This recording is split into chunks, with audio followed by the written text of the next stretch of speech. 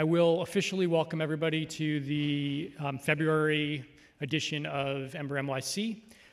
We are graciously hosted tonight by Tumblr. Really appreciate it, feeding us, putting us up here at this beautiful space. So let's just have a round of applause and thank you for those folks.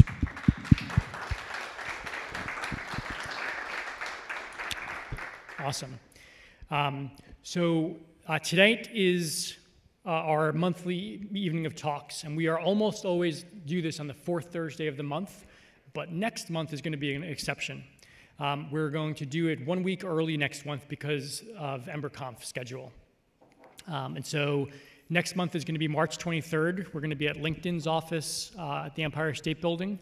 RSVPing is always important for this meetup, but it's especially important next month because there'll be a security list, et cetera, to get there, so don't forget to do that.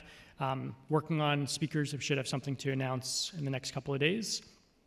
And then, not yet on the meetup calendar, but going up soon is that it looks like Monday, March 6th, we're gonna have a project night. And our project nights are more hands-on experiences. So what you're gonna see tonight is you're gonna see 2 lightning talks and a full-length talk, which is roughly kind of lecture style with Q&A. Our project nights are much more hands-on, kind of working through a problem together, tends to be a smaller group. And so we're going to do the next one of those on March 6th at Adapar's office here in Manhattan. So information about that will be up on the meetup soon.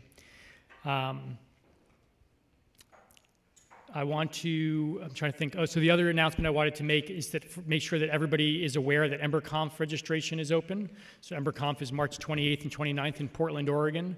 There's a training day the day before. A lot of those trainings have started to sell out already. So if you haven't got yourself organized for this, you should do it. It's a terrific conference. Just by show of hands, who's been to EmberConf before? Cool. People had a good experience. Sam, was it pretty good? Oh, was it good? Yeah. Yeah. We got a little mensa from the core team member over here. Cool. So I want to open this up for any announcements that you guys have. This could be people who are hiring, people who are looking to be hired. Could be other events that are going on that I haven't mentioned that people should know about. Anybody? Ollie, come on up, grab the mic. Hi, I'm Ollie. I'm from Tumblr and speaking later. We're hiring at Tumblr, so if you like what you see, come let us know. We'll hook you up with the right people. Cool. I hear the upstairs isn't bad either.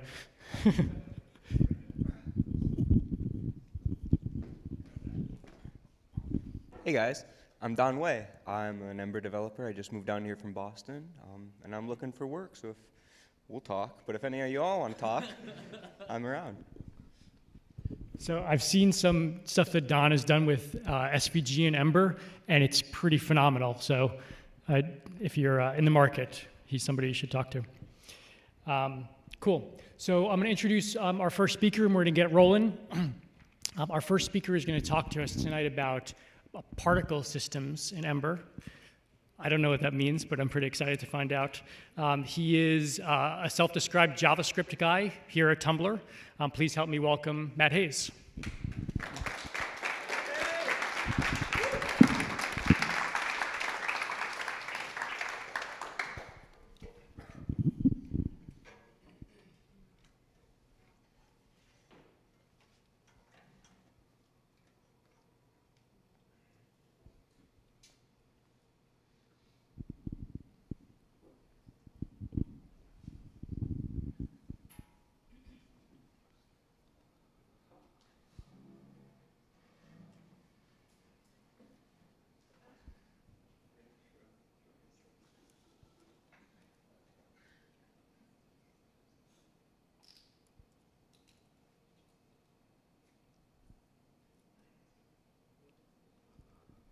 Hi.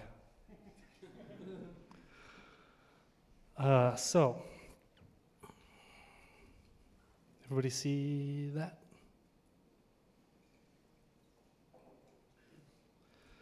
My name is Matt. I write JavaScript at Tumblr.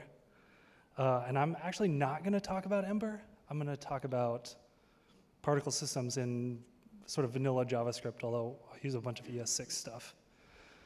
I hate to start a talk with what I plan to do, but what I had planned to do was try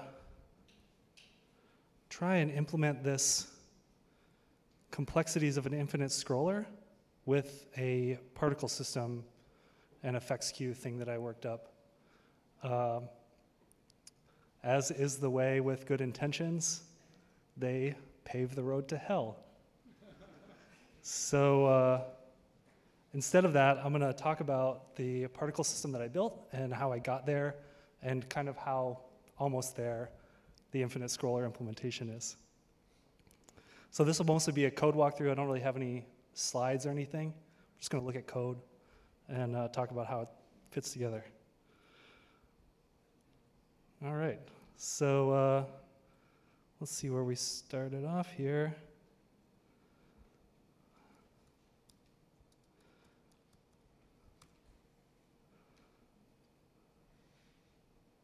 So as you can see, this tag here is called a particle. Pretty much like you would expect. It draws a particle, has this amazing 30 frames a second performance characteristic. And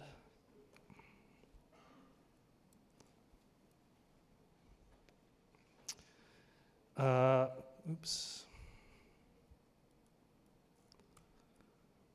We have a simple index.html, a bunch of junk in the top, some basic styling for a canvas element, canvas and a main.js. Main.js just calls this a init function that it imports from my app init and renders a particle at half width and half height. Init looks like this. It basically pulls in this onResize and onTick handler that just kind of cleans up the data that gets passed to a request animation frame or an onResize event handler and normalizes it. So really what you're passing into init is a draw function, which gets called in request animation frame, gets passed to context, canvas context, timestamp, a delta timestamp, width, height, half width, and half height. So for starters, all I'm doing is rendering a single particle into the context. Do this one-handed.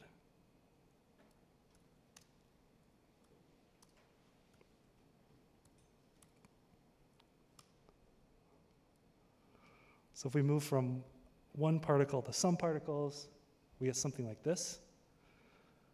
Here we just update their positions every frame and redraw them. We're running about 40 particles and still hitting that 30 FPS, which I guess must be a constraint of the projector or something, because if it wasn't plugged in, it would be doing 60.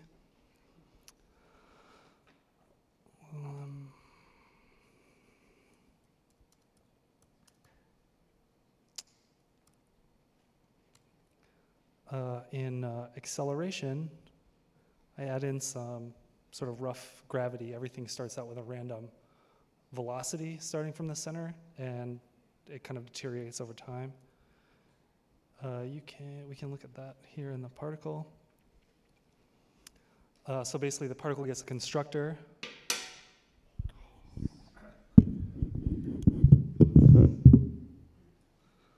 My hero.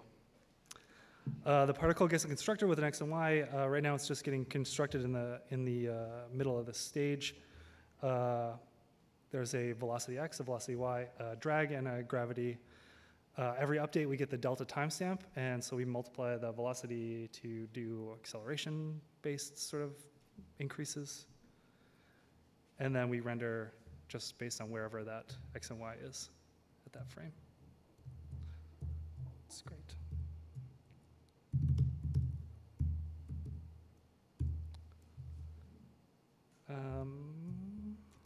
If we do other effects, we can just add in, sort of increasing the scale, doing an alpha transparency as we go.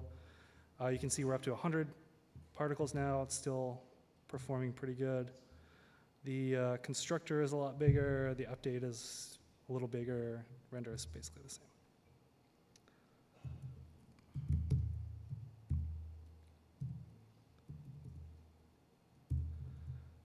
In Fancy Draw, we just draw 3 dots with varying opacities as they go out, and everything fades as it falls off the screen.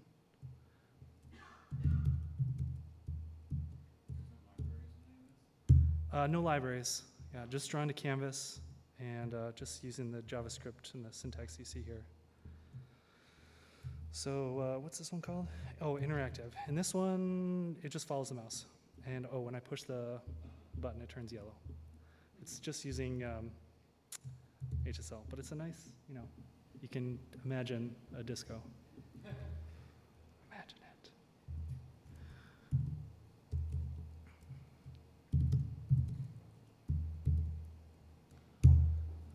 All right, so in 07, I added in these images. I had someone from the art department here draw me a sparkle. So it just animates, just loops through these 4 frames. To get that working, I added in a sort of a loader thing. It loads these PNGs, and then it's kind of promisified. So when they're done, it passes the actual image items to a function that calls an init, and then it has them in that context. So yeah, if I remember right, we're just doing kind of random, half the time draw an image, half the time draw the particle, draw the dot, the fancy dot. And also, as you can see, we're up to 500 particles in here, and we're still hitting 30 just fine.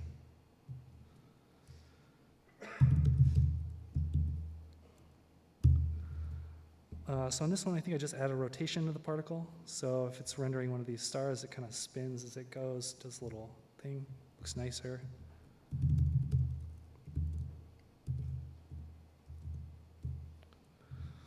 So in 09, now they're like bouncing off of the floor instead of just falling away forever.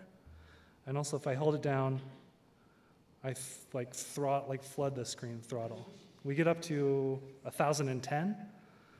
Just because if the mouse is down, I'm rendering 10 a frame, otherwise just 1, and then if there's more than 1,000, it cuts them off. So we can look at that.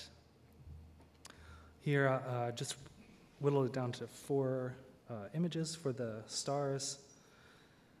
Doing some velocity stuff. This is where it bounced it off the ground. While it's greater than 1,000, we just remove particles off of the queue. And if the mouse is down, render 10 particles, otherwise render 1 particle.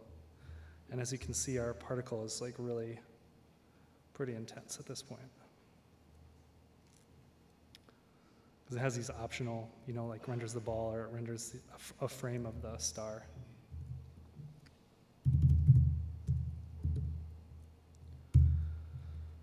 So in 10, I start pooling. It's kind of the same effect, but we have a pre-established pool of objects. We're not just shifting them off and recreating new objects every frame.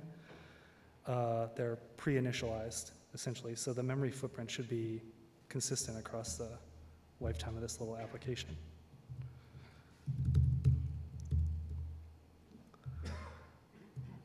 Then in field effects, they're not constantly, they only render when the mouse is down, but each of these effects is broken up into a particle field. There's no more particle object and particle field. There's this new particle field thing. So the particle field creates this queue. Oh, sorry, I'm skipping ahead a little bit. So the particle field pulls in these render functions. We instantiate it with a pool which keeps track of which ones are actively being drawn on the screen and which ones aren't. And then it has these create, update remove and render functions. Every function is called every frame for every active particle of the field. This just handles the status. So yeah, here you can see, here's my this is the function that is called every draw. We create new particles. In this case, create really means like depool a new particle. Update means set its position.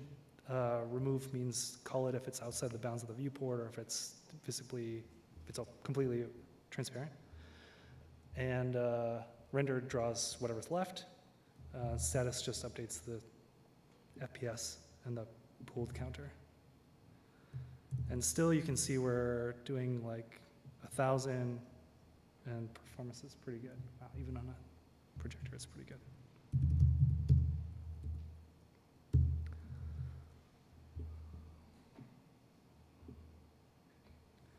So here I just kind of split some of that functionality up and inversed gravity. So, so now I have this library of create functions. They're broken up into, basically they're kind of grouped by like things that might affect something that might like sort of go together. So the alpha is like the initial transparency and the fade is like the rate at which it deteriorates. Drag is standalone, gravity is standalone. Position is together, radius and scale go together, rotation and spin go together. Yep. That all kind of makes sense. You can just do that. And if I did it right, yeah, now they'll just bounce off the ground instead of floating up. So this is like, I don't know, one of my favorite things about particle systems and effects queues like this is that it gives you this opportunity to do very quick and pretty dramatic changes to your system. Cool. So I'm almost done. I'm way over, but I gave this talk about a year ago at Forward.js, and at the end I was like, oh man, that's not very practical.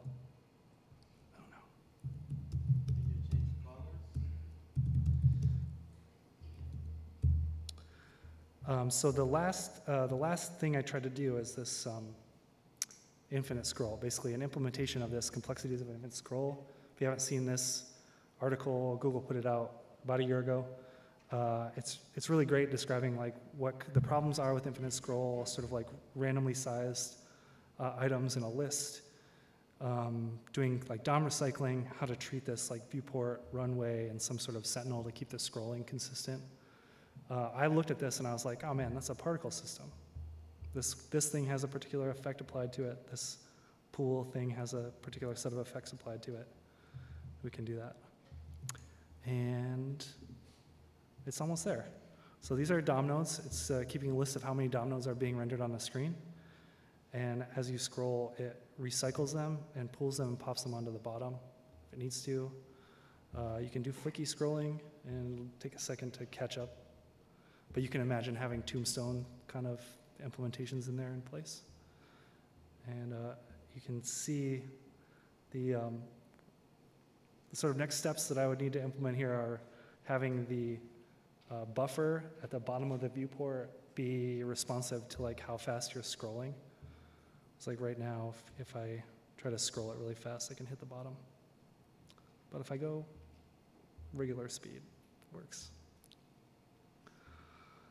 And yeah, so particle systems, FX queues.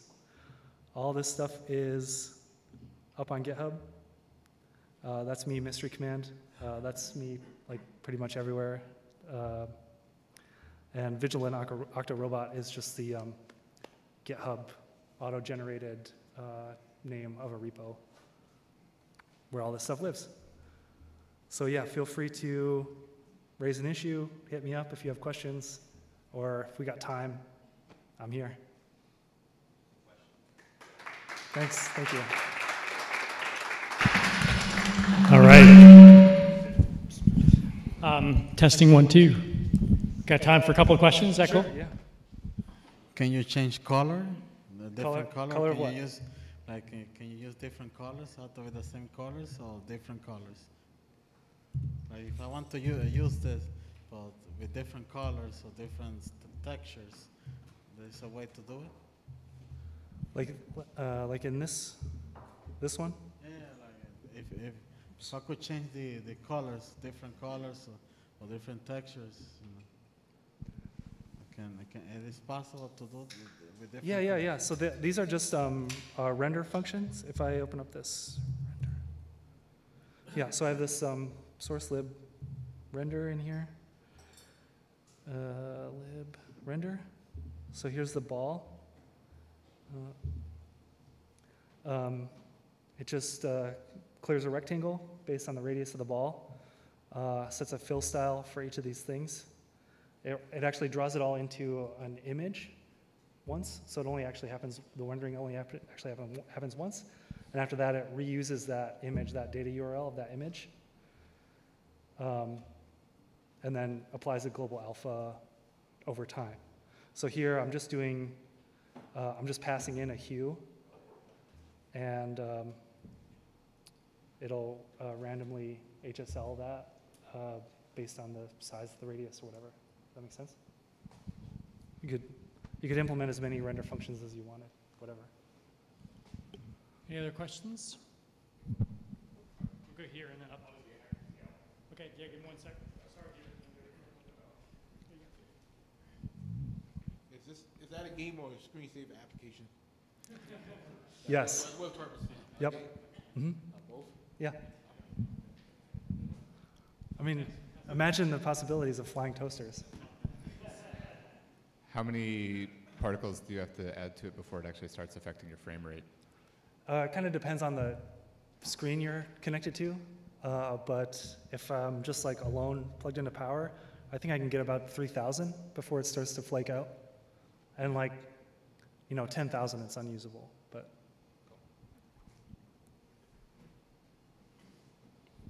Related question to that, I don't know if you've experimented with this or not, but when you move from canvas to DOM, how does that affect your kind of max number of nodes? Yeah, I haven't actually tried to render 1,000 DOM nodes of frame. I don't think it would work. But for like a scrolling list view where you're probably only going to have, 5 or 6 things on the screen at a time, 20 max, it works great. Cool. Good stuff. Thanks so much, Matt. It's awesome. Thank you. Thanks.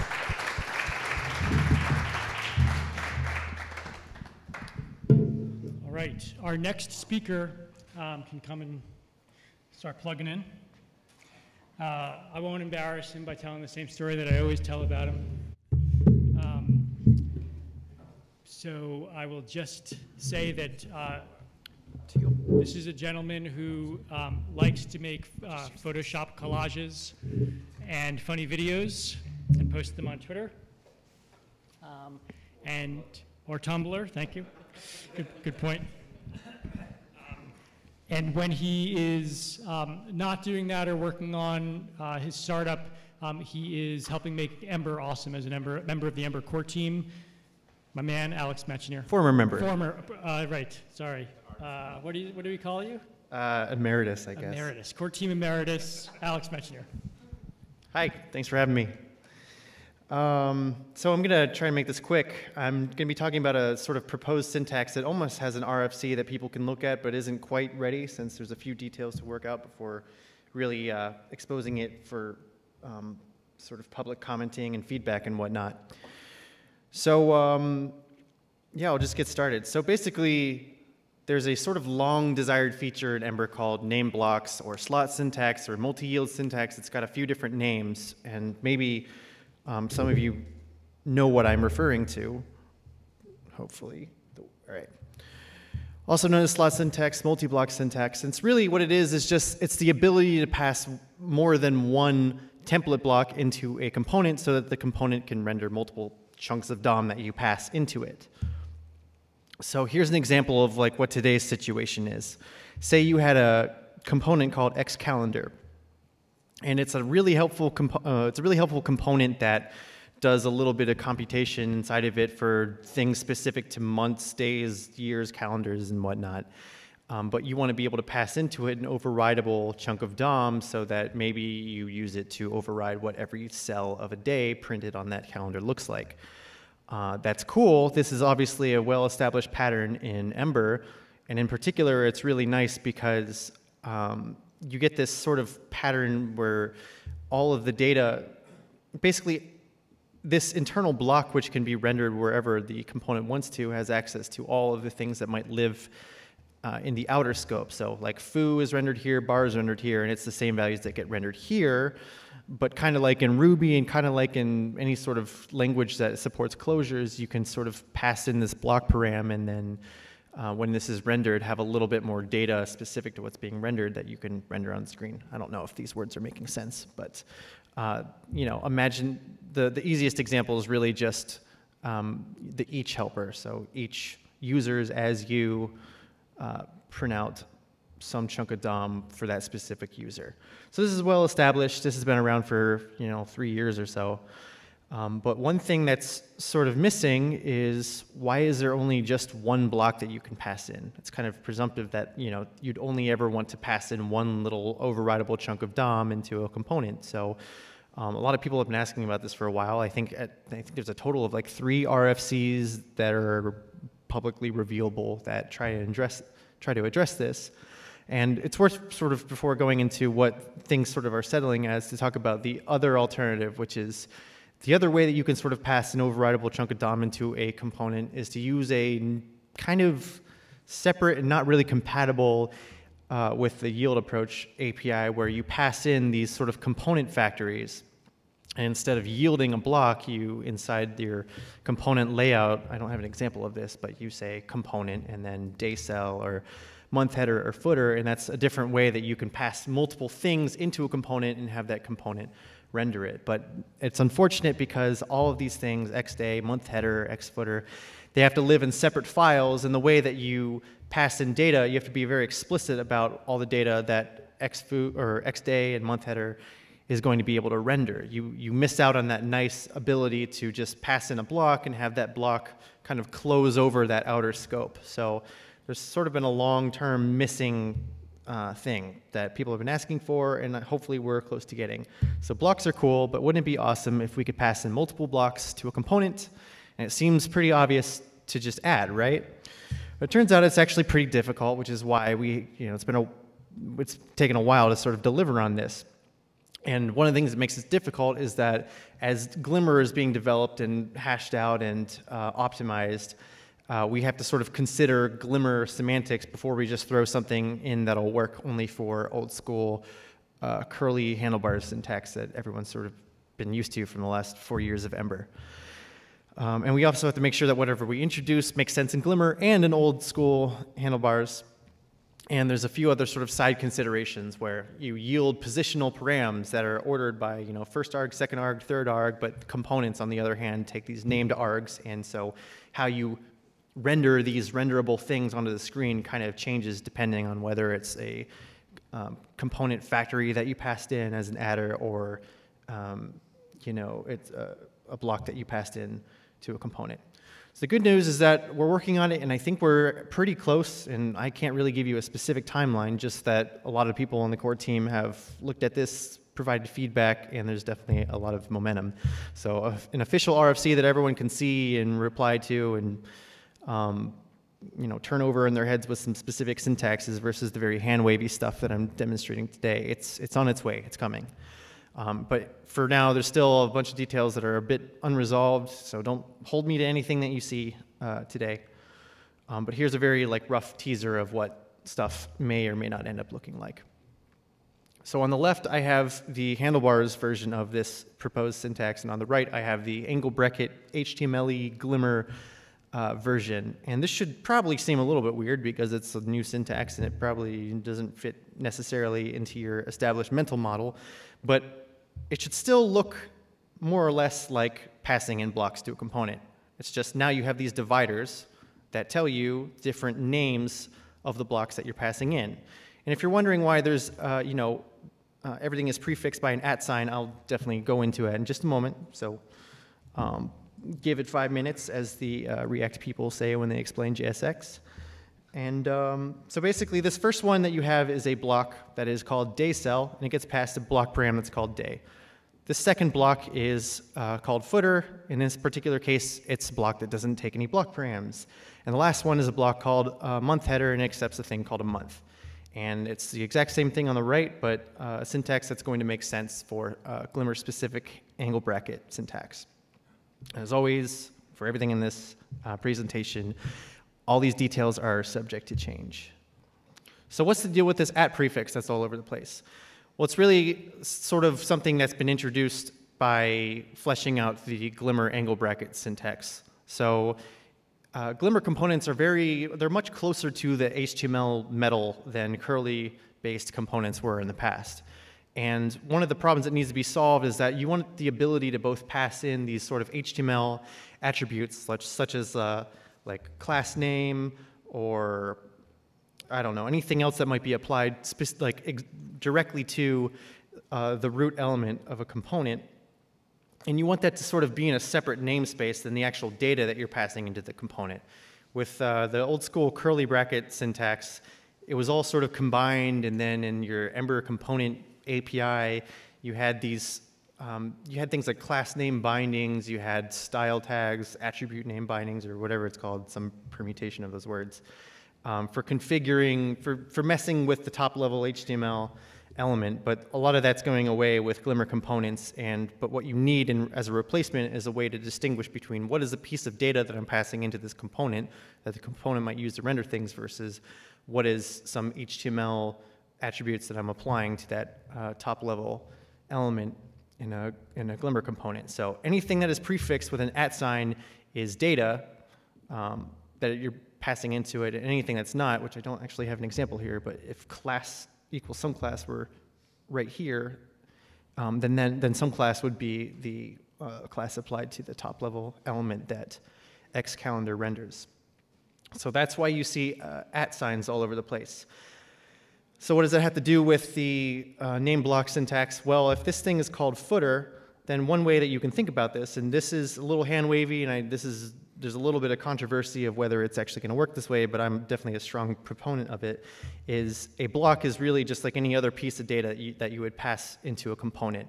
It happens to be a piece of data that you can only render. You can't like dig into it and introspect properties or other stuff. It's really just an opaque data type that hopefully you're just going to render within that component layout template, or maybe you'll pass it on to another template for rendering. And as of right now, it's looking like the way that you would take something like the footer block or the month header block and yield it is to yield it, but to footer. And if anyone has ever tried to yield the inverse or else block to a component, you might have seen 2 before, but it's always 2 equals inverse. So this isn't just totally made up out of thin air. It's kind of picking up where some existing APIs have left off. So hopefully it seems familiar-ish. But again, all this stuff super subject to change, and in particular this whole thing where a block is just a piece of data that happens to be renderable versus usable in some other context. That's pretty up in the air, and I might talk about why later, but I'll leave it at that for now. So what's with this first long line of code here? This is a little terse. And the thing is, I've actually started out with the more complicated or terse example, but one of the challenges with coming up with a reasonable syntax for this is that classically you're only able to pass in, like I said, one block into a component, and that was called the so-called default block. And there is still such a thing as that, but for the components where you would actually want to use multiple named blocks, it may or may not make sense to actually use or provide a default block. Because if you're implementing xCalendar or calling an xCalendar component, what does it mean for there to be a default block? I mean, there might be like 5 different things that you're overriding as part of this complicated component. So what gets to be the default? It's not necessarily clear, so there needs to be a way to not provide that default block and just get straight into the named little overridable chunks of DOM that you want this xCalendar component to render. So in this case, we're totally skipping over this default block and going right into defining what the day_cell block is, whereas in this case in the bottom, we don't have this sort of as day_cell inline sort of syntax, and it just That's missing, so we're going straight into the default block. But as it says here, it's like, what does that mean here? What does it mean for xCalendar to have a default block? So it's still a thing, but for a lot of the use cases that are going to be hit by this sort of multi-yield, multi-block slot syntax, you might not find yourself using default block. So there's many constraints to balance that need to be fleshed out before we kind of finalize this into an RFC, which even at that point it isn't even finalized. But one of the things that we're thinking about is we got to make sure that whatever syntax we use is going to fit in line with the major goal, one of the major goals of Glimmer, which is to leverage the fact that a lot of stuff being rendered via Glimmer is static, and it doesn't need to be, like React does a lot of virtual DOM diffing, but in Glimmer and a lot of templates, Glimmer can be smart about what is not going to be changing and what it can optimize. And Glimmer is just basically a compiler like any other.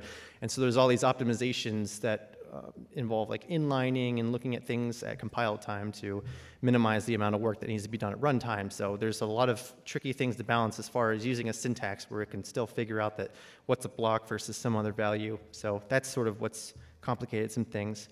I guess I'm not really going into it in this presentation, but there's that question of how do we bridge the gap between passing named args to components to render versus these positional params that get passed to blocks, and there's a few ideas around that, but I guess I won't go into it unless someone asks me. And there's a lot of stuff just in general to like solve this problem, bring this feature to everybody. A lot of things with Glimmer just need to be settled. And I think what's nice is that, from my perspective, it seems like answering a lot of the questions for this feature are making it easier to answer other questions about what needs and what doesn't need to be part of Glimmer. So that's from my perspective. Could be wrong, but just joking. I'm assuming there probably are a few questions since that was a lot of new syntax, but maybe not. But anybody who would like to ask a question, go ahead.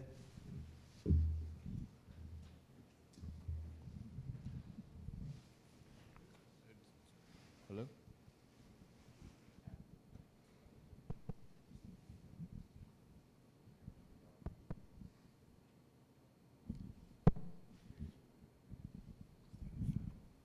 All right. Okay. Yeah, this is probably sort of more, I know you said that things aren't settled yet, but I was just curious about the use of the @ and the curlies in, like what you said, xCalendar as, or xCalendar @ events equals curly events. Yeah. It seems like the curlies are superfluous in that case. I'm not really sure whether this will be a thing. I think it will be, just because as people start to refactor their apps into Glimmer syntax, they can start kind of using this interchangeable with their curlies and not have to think about it as much. But whether this is just going to be footer or @footer, I'm not entirely sure. But I would expect that as we flesh out the interop story between curlies and Glimmer, I think we are going to allow something like this. Maybe the one I'm more talking about is on the upper right, where it's @ events equals curly events. Can you speak up a bit more? Oh yeah, the one. Oh, okay, the one I'm most curious is on the upper right of that slide, where it says @ events equals curly events. The right side. Yeah. Oh, the here? angle bracket side. Yeah. So just that there's curlies here. Yeah.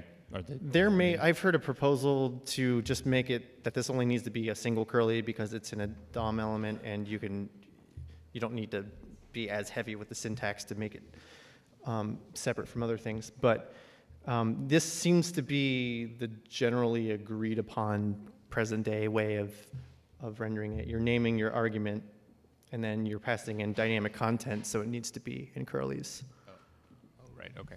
Yeah. Other questions? I have a question about if you can speak to the named, positional args versus named args. And like when we look at as month header month, is that like how do named args and positional args fit into that question, or is that not the place where it matters? Well, I guess when I brought that up is basically one of the things that I cared about is that I use in my app, and I know a lot of people do, this pattern. I have a mobile app where at the top of every page is that header that's got a button on the left, some content in the middle, and a button on the right. and every page defines what that looks like. It'd be nice if I'd be able to use this multi-yield syntax, but that hasn't existed forever. So I've been using something like this and have like app header, left button equals component blah, component blah. So I'm thinking about when I need to refactor this thing to use this multi-yield syntax, if I do, then all of those pieces of data that are getting passed into these components as named args would need some kind of translation layer because at least present day, the way that you yield a template is to pass it positional params. So I'm hoping that there's going to be some way of just bridging that gap by default with this new feature. And the one idea that I had, I don't know if it makes sense to talk about my really sort of loose, not really necessarily approved ideas, is to just really embrace the idea of kind of keyword args. Like in Ruby, for instance, they recently, by recently I mean like 3 or 4 years ago, added the ability to pass keyword args into methods. So instead of just being positional params, you can name each one and then you can complain if one wasn't passed in, and it's a much nicer way to go than just passing in, you know, a hash object and complaining manually if something wasn't passed into you. But if we're going to be going in this direction where we have this nice new keyword arg syntax, I'm hoping that maybe there's a way that inside this block params, these pipes, you could maybe call this @day, and you could optionally pass in other named keyword args that get passed in as block params. And then if you've done that, that means whoever's yielding is naming all of their args. So you could replace this entire block with one of those component factories and have the data be passed in the same way, or have a minimal layer where you can rename, remap stuff. It's up in the air whether it's really worth doing that. But I'm very much attracted to that idea because I think it would help answer the interop story versus having these two ways of rendering stuff to the screen, needing a constant translation layer between them. Mm-hmm. So I'm personally pushing for something like that, but whether it's, I mean, this is a lot of new stuff, and so I think the main thing that would keep that from happening is just not overwhelming everybody with a million different things prefixed with an @ sign.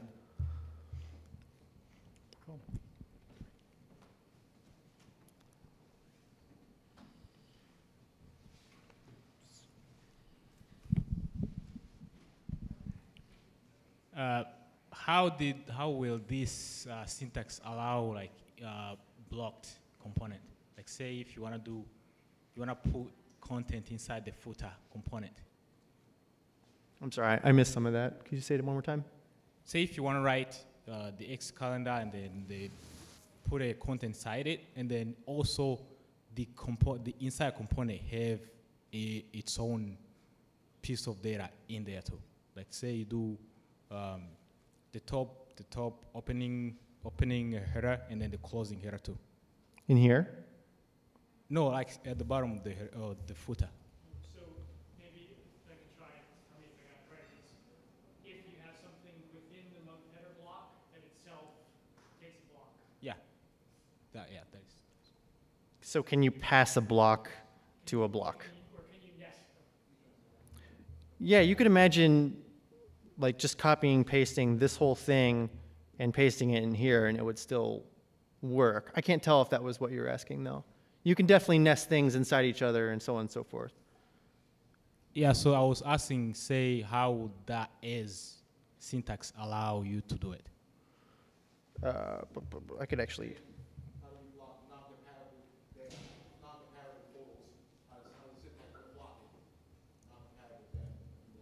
I can actually just bring up some Vim and try out something. All right, so starting with this, what should we change? So at first, let me just say, this is what I thought you were referring to, but it sounds like you're saying something else. Yeah, but I'm saying instead of using the X calendar inside, use the footer as the new component. I'm sorry, I think it's actually harder to understand with the echo. Use the footer as the new component. Because I'm assuming that the as a footer is basically taking a new component called footer and putting inside the X calendar component, right? So yeah, when you're doing as at footer, So what does that mean? as footer, Yeah. it's not being passed into this. You can't render it from in here.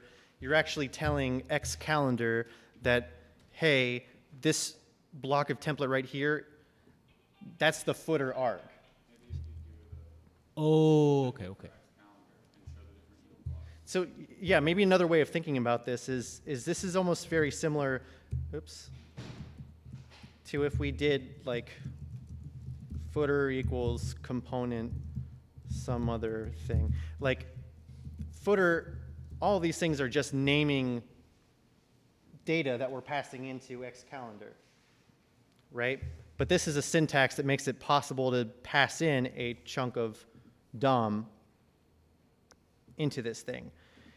Footer from inside this block is not actually like a meaningful, accessible piece of data. You can't render it from there. Footer is just how we name this piece of DOM that we're passing into X calendar.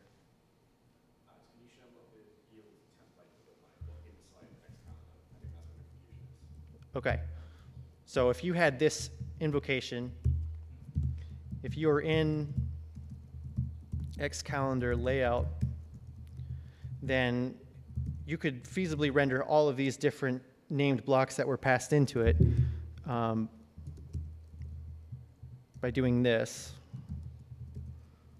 This is where we render the day cell. In fact, this would probably be like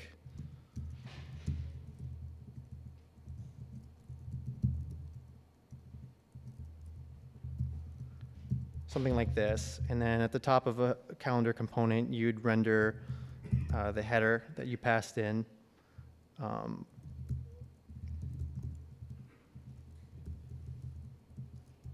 And then at the bottom, it's going to be the footer, and then the month header also you need to pass in like current month or something like that. I'm not.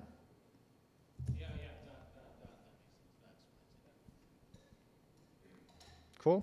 Because like today, the only thing that you would have, today you can only render two different things using yield. You can either just say yield, I'm going to yield this, implicit default template, or if I'm using a component, if I'm writing a component that supports this so-called inverse block where you just put an else in the middle of your component invocation and pass it sort of a separate template to render when some, data is absent, you could also do yield ABC to inverse. So what we're doing with this API is basically extending the things that you can pass in as a to arg so that you can render to other blocks that have this new named approach. Cool.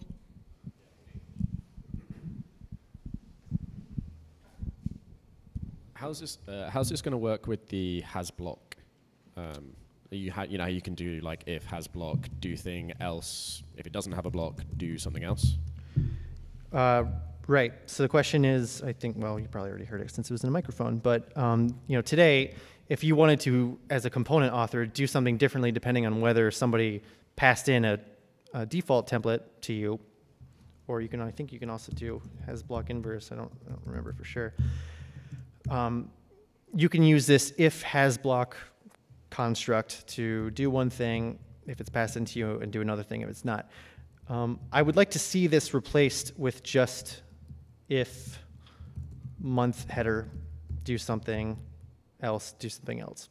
Like the more we can treat this like a piece of data, the more I think it's going to compose with the rest of the ecosystem, and you don't have to have this sort of separate namespace of like blocks are in one realm of things, but they're kind of, you have to check them. The way you access and check them is different than just any other argument that's passed into its component. And again, what I feel about that is it might be limited by some questions of compile time optimizations that Glimmer wants to make, but it seems like we're going to be able to figure it out so that you can just do something like this, which is nice because I'm personally not a fan of things that work in templates but have a different separate API for when you want to think about something originating from like JavaScript, a property that's coming from that different layer. So this is get a bit long. So when is it interchangeable to the extent that I could say, when I'm calling X calendar, say @month header equals component, blah, blah, blah? Like, in other words, can I pass It a is component if we where I pass a solve block? the keyword arg problem. Got it. Right? So just if you're curious, my thinking on this is it would be really cool if you started off with something like this, which is the example from the slides, and you said, oh, this month header, I actually use that in a bunch of different components. I don't want to have to like re-specify it and copy and paste it. Actually, so first things first, like you could do something like this. And then you've put your shared month header into a separate file so you can share between a bunch of different places. That's fine. This works, but there are some other use cases that I can't think of because I'm presenting. But when you just want the ability to like quickly pass and like forward blocks onto like another component that might ultimately wrap the thing that you're trying to render, it's nice to have another way to just pass along a block without having to like use this sort of heavy anonymous function-y block syntax. Like obviously I think this is nice because it's filling a gap that doesn't exist with present day stuff. But it would be nice if you could take something like this, assuming that we solve all the weird problems with the impedance mismatch between positional params that don't have names and named keyword args. And if we did something like this, because everybody likes prefixing things with @signs, feasibly this might work, but then you would just be able to actually replace that last bit. You can just get rid of this block entirely and pass in month header equals component shared month header, and just for fun, just move all this stuff in the same line because that looks nice. Just kidding. So it looks like that, and I guess you can start defining the actual blocks that you're passing in the second line. So I like this because it seems very pure. It just seems like we're learning the best, honestly, from things like React, but we actually have a better syntax than React because if you actually try and use blocks in React, it looks kind of ugly. It kind of makes you feel like you're doing the wrong thing to sort of pass in a function that returns a block of DOM. And at least in our case, example isn't nice because we're mixing and matching, but we don't sort of make you think about like lambdas and functions and stuff like that. It's just we're passing blocks of block params. So it seems like a nice way to like take the best of what other view layers and component-based systems are doing and do something that actually feels more or less Ember-y. And I'm personally hugely motivated to make sure that everything composes as well as it possibly could, which has been a tricky problem to solve with all of this. This is awesome. Thanks for all your work on this. I was just wondering if there was ever like a design iteration where the blocks had like opening and closing, because that was just as a first, after you kind of described it as just passing in a variable, yeah, it makes a lot of sense. But so I think the initial reaction from seeing it is like, it feels like you want to see like opening and closing tags because it's like a block or it's just like a template, I guess. Are you just saying the ability to define all the different named blocks? Right. So this a lot of people have suggested something like this, and it sort of makes sense, but it sort of leaves open like, what is this? Like, what happens for all the stuff that doesn't fit in that thing? And there is a like web componency spec that defines what this is, that basically says it's up to X calendar as a component to select all of the slots that are being passed in and essentially extract them from the thing that's going to be rendered in the default case, extract this thing, and then you're left with all the leftovers are the default block. It's just kind of weird, And I mean, I think it's a trade-off because I don't think this is the most brilliant thing that has ever been come up with, but it at least avoids entirely the problem of this like syntactical no man's land. And I can't tell if this is like interesting or super boring, but this is the kind of crap that needs to be thought about before we land on something. Like, I think we're being good about being conservative about this. There's like Vue.js actually kind of has like 3 different ways of passing in named blocks, and one is the like subtract and select approach here that's like web componency, but then they realize it didn't hit all the use cases. So they do something a little bit closer to what's up here, but it also has its own caveats. So I think what we're getting closer to with this syntax is actually pretty nice and, you know, refined and conservative and Ember-y. So hopefully we can land it soon. Awesome. Thank you, Alex.